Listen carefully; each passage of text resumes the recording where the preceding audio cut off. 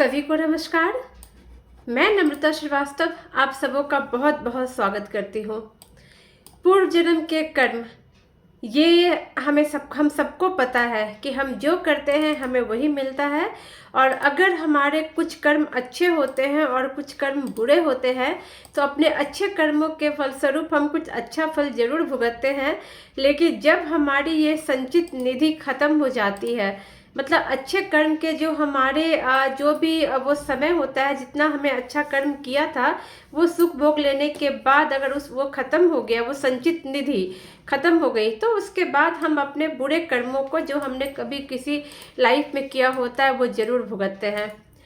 आज मैं आपके सामने एक केस लेके आ रही हूँ। एक महिला मेरे पास एक प्रॉब्लम लेके आती हैं कि उनको बच्चे नहीं हैं। शादी को लगभग 9 साल हो चुके हैं और उन्होंने हर एक कोशिश करके देख ली, इवन कि मेडिकली भी उन्होंने ट्राई किया और ऐसा लगा कि हाँ अब ये सब कुछ हो जाएगा। लेकिन उसके बाद एंड में पता नहीं क्या हो गया, चीज़ें फेल हो गई और ये नहीं कर पाई, मतलब इनका जो प्रोसेस है ना वो हो नहीं पाया।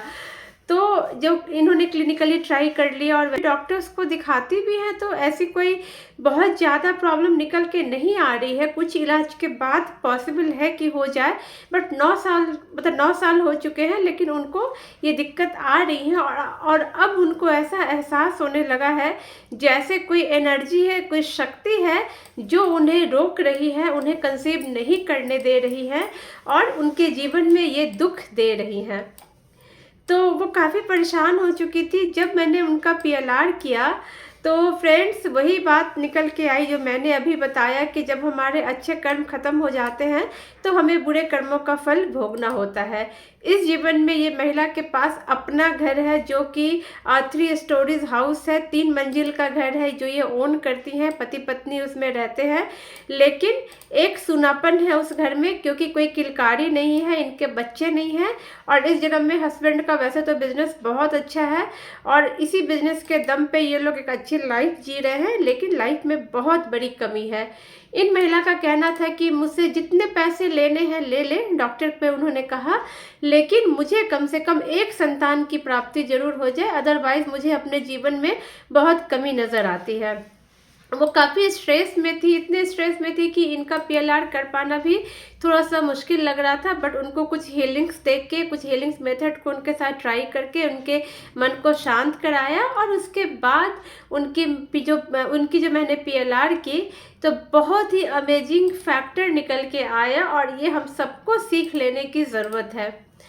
ये महिला देखती है वो समय इन्होंने 1800 कुछ ईस्वी का देखा और इनका ये कहना था कि उस समय में ये इनके जो हस्बैंड थे वो एक ट्रेडर का काम करते थे। वो उनका बिजनेस था, उनका जैसे कुछ उन्होंने कुछ कॉटन्स वगैरह अलग अलग चीज़ों के नाम उन्होंने बताए, शायद मल्टीपल बिजनेस में होंगे इनके हस्बैंड। तो ये बताए कि कुछ मसालों का भी काम था इनका। तो इनके ना अर्निंग्स काफ़ी अच्छे होते थे, लेकिन इनके हस्बैंड चूंकि ट्रेडर थे तो वो अपने काम से अक्सर बाहर रहा करते थे और बीच बीच में वो अपने घर आया करते थे। पिछले जन्म में भी इनके पास पैसे अच्छे थे। तो और जब वो ट्रेडर थे तो काफ़ी दिनों के लिए लंबा गैप उनका हो जाया करता था, लेकिन जब वो घर आते थे तो घर में माहौल अच्छा, ये लेडी, ये महिला, इनकी पत्नी पिछले जन्म में भी इनकी पत्नी ही थी और घर को अच्छा करके रखते थे। फिर धीरे धीरे करके क्या हो गया उस जन्म में इनके, और एक बात यहाँ पर ये आई कि ये जो अपने हस्बैंड की सेकंड वाइफ थी,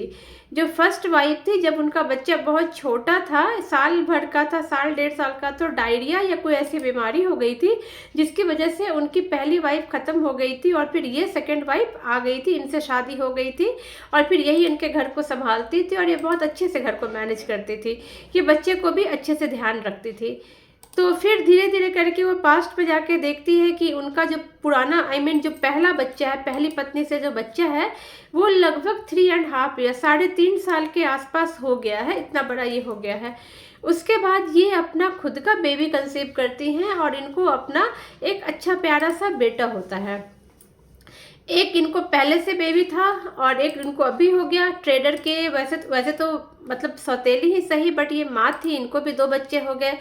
और मतलब पति पत्नी को अब 2 बच्चे हो गए, भले दोनों की माँ अलग थी, बट जब वो माँ रही ही नहीं तो परिवार तो यही हो गया, इन 4 लोगों का परिवार हो गया। लेकिन समय के साथ पता नहीं क्या हुआ, पहले वाला बच्चा तो खैर जानता भी नहीं था कि सौतेली माँ क्या होती है, वो तो इन्हीं को माँ मानता आया था, जब से देखा था इन्हीं को देखा था, उसे अपनी मदर की याद भी नहीं थी क्योंकि वो बहुत छोटा था उस समय। समय बीतने लगे, थोड़ा थोड़ा इनके कुछ कुछ सर्किल इनके ऐसे डेवलप हुए, और कुछ जब इनका बड़ा ऐसा छोटा बेटा जब थोड़ा बड़ा हो गया, धीरे धीरे करके इनके मन में थोड़ी सी जो वो डिफ्रेंशिएट करने की होती है ना कि अपना और पराया वाली हाल थोड़ी थोड़ी सी पनपनी शुरू हो गई थी। जब इनका जो सेकंड बेबी, मतलब इनका तो पहला, बट इनका वैसे जो दूसरा बच्चा परिवार का है, जब वो थोड़ा बड़ा हुआ तो इनके मन में थोड़ी उस तरह की चीज़ें आने लगी थी और समय के साथ बढ़ने लगी थी। पहला बच्चा बेचारा समझ भी नहीं पाता था, ये क्लियरली देख रही है कि वो उसको डांट देती है, झिड़क देती है, और वो समझ भी नहीं पा रहा है। वो अवाक सा माँ का चेहरा देखता है कि अचानक मतलब माँ को क्या हो गया, उसके लिए तो यही उसकी माँ थी। हस्बैंड इसके बाहर रहते थे, ट्रेडिंग का काम करते थे, तो वो बाहर रहते थे, ट्रेड के लिए उनको अक्सर इधर उधर जाना पड़ता था। तो इनका धीरे धीरे करके कहते हैं ना कि अपने आप को ही सर्वे सर्वा समझ लेना, क्योंकि हस्बैंड बाहर है नहीं, हस्बैंड बाहर है, घर में है नहीं, डिसीजन जो भी मतलब क्विक डिसीजन जो भी लेना होता है यही लेती है, और इन 4 लोगों के अलावा परिवार में कोई था भी नहीं। इनके सास ससुर यानी कि ट्रेडर के माता पिता का देहांत हो चुका था। फिर इनका ये चीज़ बहुत बढ़ता चला गया और धीरे धीरे करके ये क्लियरली विजिबल होने लगा, और जब इनके हस्बैंड घर आते थे तो थोड़ा बहुत इनके हस्बैंड को भी समझ में आने लगा था बच्चे का, पहले बच्चे का चेहरा देख करके, कि वो थोड़ा उदास उखड़ा उखड़ा सा रहता है। बट चूंकि उन्होंने अपनी वाइफ का, सेकंड वाली वाइफ का बहुत ही मदरली फिगर देखा था, उन्होंने देखा था कि कैसे इस नन्हे से बच्चे को उन्होंने पाला है, तो उनको शक कर पाना थोड़ा मुश्किल होता था। उनको लगता था कि शायद कोई भी फैक्टर्स हो सकते हैं, और बड़ा वाला बच्चा कभी खुल के बताता नहीं था। इनफैक्ट वो जानता भी नहीं था कि ऐसा क्यों हो रहा है या इसकी सौतेली माँ है, उसे ये बात वो जानता भी नहीं था।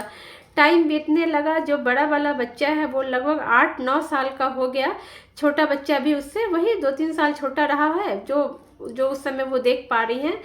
तो उसके बाद से फिर वो देखती हैं कि ये काफ़ी ज़्यादा इनका मतलब बिहेवियर बड़े के लिए ख़राब होने लगा है। अब छोटी छोटी बातों में भी ना, अगर मान लो दोनों बच्चे छोटे हैं, बच्चों की आपस में थोड़ी बहस लड़ाई हो ही जाती है छोटे बच्चों में, तो ये ना हमेशा छोटे की साइड लेती थी, और धीरे धीरे करके छोटा भी ना बड़े को डोमिनेट करने लगा। उसे लगता था कि मदर जो है मम्मा मेरी साइड लेती है, माँ मेरी तरफ से रहती है, फादर तो बाहर ही रहते थे। तो फिर ये चीज़ें समय के साथ ये चीज़ें बहुत बढ़ने लगी, और जब ट्रेडर आते थे बाद में उनके लिए भी मुश्किल होने लगा। वो धीरे धीरे करके जब समय बीतने लगा, इनको भी समझ में आने लगा कुछ कुछ चीज़ें, बड़े बच्चे, क्योंकि बड़ा बच्चा जानता नहीं था कि स्टेप मदर है, सौतेली माँ है, तो कुछ कुछ चीज़ें वो बोल देता था कि पापा मम्मा ने मुझे मारा। वो जनरल भी बच्चे माँ से, मतलब माँ की शिकायत फादर से कर ही देते हैं। तो धीरे धीरे करके बात खुलने लगी, ट्रेडर को समझ में आने लगा कि बच्चे के साथ ठीक बिहेवियर नहीं हो रहा है, बट वो कुछ कर नहीं पाते थे क्योंकि वो खुद रहते नहीं थे। वो समझाते भी थे वाइफ को, थोड़ी मन में उनके भी गिल्ट की फीलिंग रहती थी अपने बच्चे को लेकर के। धीरे धीरे करके ऐसे ही समय बीतने लगा, और एक दिन ऐसे ही छोटी सी किसी बात पे ये जो मतलब वाइफ है, ये जो सेकंड मदर है, तो वो अपने बड़े वाले बच्चे को के साथ बहुत बुरा पेश आती है, और उसे कई मतलब थप्पड़ वगैरह भी लगा देती है इस तरह के। और वो बच्चा बिल्कुल मतलब आप समझ ही सकते हैं बच्चे का स्ट्रेस लेवल। कहने का मतलब ये है कि ये जो देख रही थी, ये देख पा रही थी कि किस तरीके से कितना बुरा व्यवहार ये अपने बच्चे के साथ करने लगी है। और उसके बाद जब बच्चा थोड़ा बड़ा हो गया था, तो जब वो पिटाई खाता था और बात बात पे झिड़कना, ये सारी चीज़ें एकदम उनके लिए नॉर्मल सी बात हो गई थी, क्योंकि अब वो उनके बिहेवियर में ही आ गया था। तो अब इनको भी पता नहीं चलता था कि कब किस बात पे ये गुस्सा आ जाती हैं। कई जगह मैंने उनसे पूछा कि इतने गुस्से आपको क्यों आ रहे, क्या बात है, तो ये कहती है पता नहीं, शायद अब मेरा नेचर ही हो गया है, मैं उसको अब देखना ही नहीं चाहती हूँ, और कहीं ना कहीं मुझे अब ये भी लगने लगा है कि शायद इस प्रॉपर्टी के अब 2 हिस्से हो जाएंगे, और बड़े वाले को भी मिलेगा, मेरे बेटे को हाफ मिलेगा। तो ये वाली चीज़ें इनके मन में आने लग गई थी, और ये बीज इनके मन में अपने आप नहीं आई थी। ये जब मैंने इनसे पूछा कि आप तो बहुत प्यार करते थे बड़े वाले को, फिर ये वाली चीज़ें आपके मन में कहाँ से आनी शुरू हो गई, तब इन्होंने बताया कि जो इनके कुछ रिलेटिव्स ऐसे थे, वो इनको थोड़ी थोड़ी बातें ऐसी बोला करते थे। और चूंकि इनके पास भी बातचीत करने के लिए कोई हुआ नहीं करता था, घर में कुछ मेड कुछ नौकर वगैरह थे, या बाकी हस्बैंड बाहर रहते थे, तो और उस समय ऐसा कोई फ़ोन का या मोबाइल का ज़माना तो था नहीं। तो जो आस पड़ोस के लोग होते थे या जो रिश्तेदार कभी आते थे इनकी तरफ से, वो इनको कुछ बातें जैसे बोल दिए, तो वो बातें धीरे धीरे करके इनके दिमाग में बैठने लग गई थी। अब क्या हो गया, बड़ा वाला बच्चा के साथ चूंकि बिहेवियर बहुत ख़राब होने लगा, तो कहीं ना कहीं बड़ा वाले बच्चे के मन में ये चीज़ आने लगा कि अब ना मतलब मम्मी मुझे प्यार नहीं करती, या मुझे इनका बच्चा नहीं बनना, इस तरीके से चीज़ें आने लगी, क्योंकि बिहेवियर हद से ज़्यादा ख़राब हो गया था और ये चीज़ें ये खुद भी देख रही थी। तो कहते हैं ना कि आत्मिक लेवल पे चीज़ें होती हैं। जब इनका बिहेवियर बहुत बुरा होने लगा और छोटा वाला बच्चा भी अब अपने थोड़े मन का होने लगा, क्योंकि वो देखने लगा था कि मदर उसके लिए एक्स्ट्रा केयर था और बड़े वाले को के लिए उतना नहीं था। और हालांकि छोटा वाला भी ये बात नहीं जानता था कि ये स्टेप ब्रदर है, उस समय तक ये नहीं जानते थे, अपने एज के 12-13 साल होने तक ये लोग नहीं जानते थे। तो वो बड़े वाले बच्चे के मन से जो अचानक से मतलब मदर का बिहेवियर चेंज हो जाया करता था, कभी गुस्साना, चिल्लाना, ये सारी चीज़ें, मेन चीज़ था कि वो तो प्रॉपर्टी को लेके ये चीज़ें सोच रही थी। तो बड़े वाले के मन में, क्योंकि वो बचपन से ही एक तरीके का, बचपन के कुछ साल उसके अच्छे निकले और उस समय वो इतना अबोध था कि उसे ये भी नहीं पता था कि ये साल अच्छे होते हैं। बच्चा जब थोड़ा बड़ा हो जाता है तब अच्छा या बुरा वो सेंस करना शुरू करता है। तो जब से उसने होश संभाला तब से वो मदर का बुरा रूप ही देखना शुरू हुआ उसका। तो उसके मन में ना एक आत्मा के लेवल पे जो आह निकलती है, वो आह बहुत निकल जाया करती थी कि मदर उसका वैल्यू नहीं समझती है, बात बात पे डांटना, ये सब। तो बच्चा मुंह से तो खैर कुछ नहीं बोलता था, लेकिन एक कहते हैं ना कि सोल टू सोल जो चीज़ें निकलती है, जो आह निकलती है, जो चिंगारी निकलती है या जो चित्कार निकलती है, उसका प्रभाव ऐसा पड़ा, उस बिहेवियर का प्रभाव ऐसा पड़ा कि एक बार इनके हस्बैंड आए हुए थे, तो मतलब जैसे वो ट्रेडिंग के लिए बाहर रहते थे, वो आए हुए थे और लिख चुकी लेडी के नेचर में ही अब ये चीज़ हो गया था। तो वो बिना बात के बड़े वाले पे चिल्लाने लगी और गुस्सा करने लगी। गुस्से में आके उनके हस्बैंड ने कहा कि तुम्हारी जैसी जो औरत होती है उसे कभी कोई बच्चा होना ही नहीं चाहिए, और तुम्हारा जो बिहेवियर है, तुम एक माँ के नाम पे कलंक हो, तुम्हारे जैसे को बच्चा होना ही नहीं चाहिए और कभी होगा भी नहीं। इस तरीके से उन्होंने उसको कर्ज कर दिया। और हालांकि ये नॉर्मल सी बात थी, वाइफ हस्बैंड में झगड़ा होने पे लोग बोल देते हैं, बट चूंकि इनके कार्मिक अकाउंट भी कुछ इस तरीके के बन चुके थे, इतना ज़्यादा बुरा बिहेवियर इन्होंने अपने बच्चे पहले बच्चे के साथ इन्होंने कर दिया था। और ऊपर से हस्बैंड ने भी जो बोला था ना, वो बहुत ही तड़प के बोले थे, ऐसा नहीं था कि गुस्से में नहीं बोला था उन्होंने।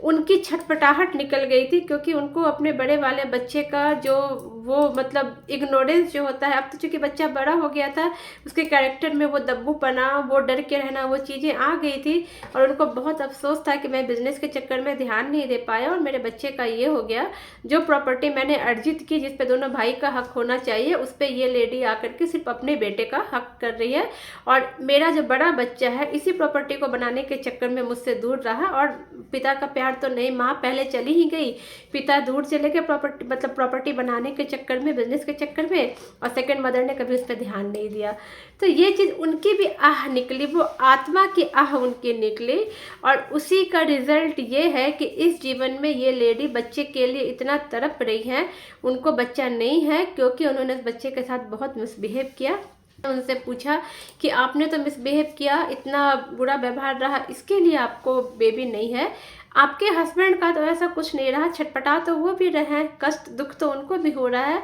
तो उनको क्यों नहीं है? I mean, वो आपके हस्बैंड बन के आए हैं इसीलिए उनको नहीं है, बट उन्होंने ये लाइफ क्यों ली, उन्होंने ये चीज़ को क्यों चूज़ किया? क्योंकि उन्होंने तो अपने बच्चे के साथ बुरा व्यवहार नहीं किया था, बुरा व्यवहार आपने किया था, तो वो इस जन्म में आपके पति क्यों बने, ये कष्ट क्यों झेल रहे हैं? तो कुछ देर के बाद उन्होंने मुझे बताया, क्योंकि वो सोल टू सोल कनेक्शन था, वो देख पा रही थी, फील कर पा रही थी। तब उन्होंने बताया कि चूंकि उनके मन में ये गिल्ट की भावना बहुत ज़्यादा हो गई थी कि मेरे बच्चे के साथ इतना बुरा व्यवहार हो रहा है, इस तरीके से व्यवहार किया जा रहा है, और कहीं ना कहीं वो अपने आप को रिस्पॉन्सिबल मानने लगे कि प्रॉपर्टी, पैसे, हालांकि वो घर का खर्च, हर एक कौन नहीं चाहता कि इसकी प्रॉपर्टी बने, उसके पैसे हो,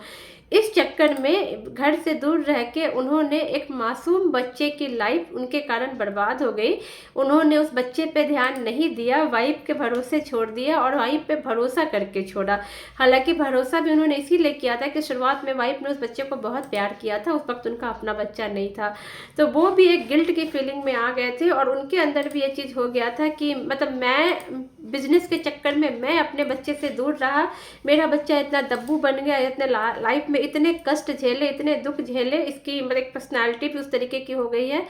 तो मैं इसका जिम्मेदार हूँ, तो मुझे भी कोई हक नहीं होता, मतलब बच्चे होने का मुझे भी कोई हक नहीं होता। ये चीज़ उनकी आत्मा में आ गई और कहीं ना कहीं मतलब उस टाइम पे उनको ये लगता था कि काश मैंने बिजनेस छोड़ दिया होता, मैं कोई छोटा मोटा काम ही कर लेता, इतना कमाई का क्या फ़ायदा अगर मेरे दोनों बच्चों के बीच में ही इतना डिफरेंस आ गया है। तो वो उस चीज़ के लिए उन्होंने ये लाइफ लिया कि एक लाइफ मतलब इस लाइफ के लिए हस्बैंड का भी ये रहा कि मैं भी मतलब इस दर्द को झेलूंगा, ताकि मेरी आत्मा को भी समझ में आए कि जब बच्चों को ऐसे छोड़ करके मैंने जो निकला था, मैंने जो पाप किया था, उसकी मतलब एक तरीके से ये पाप नहीं था, वो तो कमाने के लिए ही थे, बट कहीं ना कहीं ये भी रिस्पॉन्सिबिलिटी उनकी भी इसमें आ गई कि बच्चे को छोड़ के वो दूर रहे, छोटा मोटा काम ही कर लेते, ज़रूरी नहीं था कि इतना बड़ा बिजनेस खड़ा करना, मतलब बच्चे को कम से कम समय दे पाते, शहर में रहते तो बच्चे पे ध्यान दे पाते। तो इस तरीके से हम देख सकते हैं कि एक आत्मा ने जो किसी के साथ बुरा व्यवहार किया तो उससे जुड़ी दूसरी आत्मा भी उस जीवन में, दो आत्मा, एक तो कष्ट से रही वो बच्चा, बच्चे के फादर, और ये तीसरी आत्मा जो वो छोटा बच्चा जो कि काफ़ी दबंग किस्म का हो गया था क्योंकि फादर बाहर रहते थे, मदर का भरपूर सह मिलता था। तो एक आत्मा के भटकने के कारण, बुरे कर्म के कारण बाकी की 3 आत्मा भी प्रभावित हुई और इस जन्म में ये दोनों पति पत्नी वापस से कष्ट झेल रहे हैं क्योंकि उनके कोई बच्चे नहीं हैं। मैंने उनका बड़ा बेटा था उसकी आत्मा के साथ उनका जो डिज़ोल्व कराने की कोशिश की। शुरू में तो मतलब कनेक्शन नहीं बैठ पा रहा था, लेकिन धीरे धीरे करके कुछ स्टेप्स लेने के बाद ये उससे कर पाई और इन्होंने ये चीज़ महसूस किया कि जो उनका बड़ा बच्चा है, जो बड़ा वाला बच्चा है, वो अभी इस जन्म में इस शरीर में नहीं है, मतलब अभी वो जो एक मतलब उनके जो कांटेक्ट में होता है ना, जैसे हमारे पूर्व जन्म के कोई ना कोई लोग किसी ना किसी कांटेक्ट में हमारे रूप में रहते हैं, तो फिलहाल वो जो बड़ा वाला बेटा था इस जन्म में इनके कांटेक्ट में नहीं है, अभी वो मतलब उसको नहीं रिकॉग्नाइज कर पाई इस लाइफ में, मे भी उसने अभी जन्म नहीं लिया हो या कि मतलब सबके अलग अलग सर्किल चलते हैं, तो इस तरीके से। लेकिन हाँ, उन्होंने कष्ट तो वो उसी चीज़ का भोग रही है जो उन्होंने उसके साथ बुरा व्यवहार किया। अब आगे परमात्मा की मर्जी कितना चलता है, लेकिन हाँ उनको रिजॉल्व कराया, उस आत्मा के साथ थोड़े एफर्ट लगे, लेकिन इनकी माफ़ी कराई, माफ़ी प्रार्थना इनकी करवाई, सब कुछ मतलब जो सिचुएशन होता है उसको नॉर्मल कराया, एक आत्मा से दूसरे आत्मा को कि जो इश्यूज थे उसको रिजॉल्व कराया और उसको करने के बाद इनका जो मन है काफ़ी शांत हो चुका है, काफ़ी अच्छा लग चुका है। और वो जो दूसरी आत्मा थी, जो इनका बड़ा बेटा था जिनके साथ इन्होंने इस तरह का व्यवहार किया था, उसकी तरफ से भी इनको ये मैसेज आया कि अब मतलब कोई ऐसा बर्डन नहीं है, एवरीथिंग इज़ फाइन। तो इस तरीके से इनके मन पे लगा बोझ खत्म हुआ है। मुझे पूरी उम्मीद है कि शायद इस जीवन में वो आगे चल के कंसीव कर पाए, और लेकिन अगर ये रिजॉल्व नहीं होता ये मामला, तो ये जीवन में इनके लिए संतान का मुंह देख पाना बहुत मुश्किल था। और ये जीवन क्या, जब तक इनका कार्मिक अकाउंट सेटल नहीं होता, मे बी नेक्स्ट बर्थ में भी इन्हें बच्चे नहीं होते। बट अभी ये मामला रिजॉल्व हो चुका है, ये केस अभी